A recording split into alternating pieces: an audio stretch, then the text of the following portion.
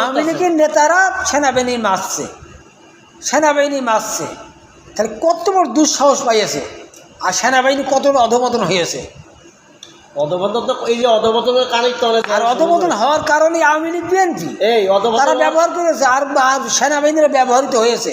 ওইটাছে অধপতনের কারণে তো অনেক যে 16 জন জেলে, মেজর জেনারেল, কতগুলো সেনাবাহিনী 25 জন সেনাবাহিনী এখন অভিযুক্ত। হেরিক তো কই 25 জন সেনাবাহিনী অভিযুক্ত।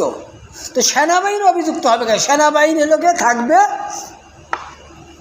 দেশ রক্ষায়, দেশে শান্তি ফিরানোর জন্য।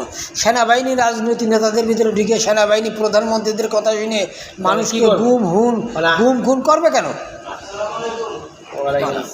কি করবে মানে কি? সেনাবাহিনী ইচ্ছা করে প্রধানমন্ত্রী পদ বের করে ফেলতে পারে। মানে আমাদের বসে আমরা যেটা অর্ডার দিই আমরা করতে কিটা এলাকায় রাজনৈতিক দলের প্রধানমন্ত্রীর লোকে সেনাবাহিনীর বস, সেনাবাহিনী বাংলাদেশের বস।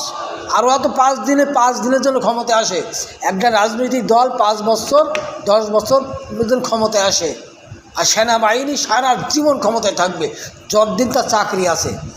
সেনাবাহিনী মেন পাওয়ার, সেই সেনাবাহিনী চুপ থাকে।